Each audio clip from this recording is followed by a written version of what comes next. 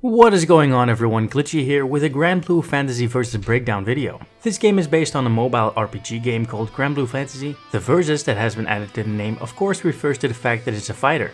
You will notice that there's a distinct resemblance on an actual RPG game when it comes to using specials and supers. So without further ado, let's deep dive into it. Right off the bat you can see that ever famous HP bar. Nothing fancy about those, but what this game does that other current fighting games don't is allow chip damage KOs. So should you run into an enemy that is keeping you in a block string and catch you off guard and perform a super, you might think you're lucky just because you're blocking, but no, death is imminent. Right above the HP bars, next to your character's adorable profile pictures, are your win counters. This game offers a best of 3 matchup and this is how you track it. Underneath the HP bars are some things that RPG game players will definitely recognize. These are cooldown abilities. These abilities are triggered by pressing R1 in neutral or R1 combined with the directional button. Then the abilities are used and the cooldown starts. You cannot use the ability again before the cooldown ends.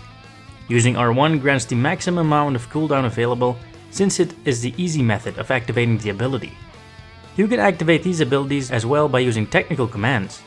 This could be a quarter circle forward or backward with an attack button, down twice with an attack button, or any other directional combination with attack buttons. Using technical commands offers 2 pros. The first and obvious one is the cooldowns of your abilities will be significantly lower, but the second pro will be to strengthen your actual ability. The best example would be Lancelot's Southern Cross. You can use it by pressing back and R1. This attack's follow-up would be holding back and pressing R1 again for a total of 2 follow-ups. Should you use a technical command, quarter circle back with square or triangle, this will allow up to 2 follow-ups as well. But if you use a circle button, meaning the heavy version, you will be able to perform 4 follow-ups. So the use of technical commands is highly recommended. Using R1 in a pinch just to get that quick hit in is always a great feat if your opponent is really low and you can catch him jumping or falling. The other bar underneath your HP bar is your special bar, or in this game known as the Skybound gauge. Every character has a Skybound art and a super Skybound art. Whenever the SB gauge reaches 100%, you can use your Skybound art with quarter circle forward and R1. Some characters have an additional art with quarter circle back R1. Whenever your HP hits 30% or lower, it will turn into light blue color along with your SB gauge. This means that your supercharge has been activated. You can still use your normal Skybound arts whenever you like, but if you input a half circle backward with R1, you will perform the super Skybound art. These Skybound arts and super Skybound arts also have technical inputs. Those will be 2 quarter circles forward or back with the circle button for normal Skybound arts and 2 quarter circles forward with X for a super Skybound art. The thing to note here is that when you use a Skybound art, all of your abilities will be in cooldown.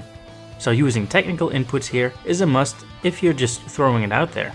During fights you can see your combo chain and the system text that warns you if your attack was a counter and stuff like that.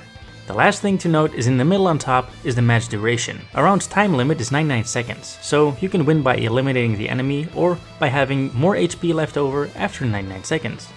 The standard button layout is pretty simple. Square, triangle and circle translate to light, medium and heavy attacks respectively, and X is your character's unique attack.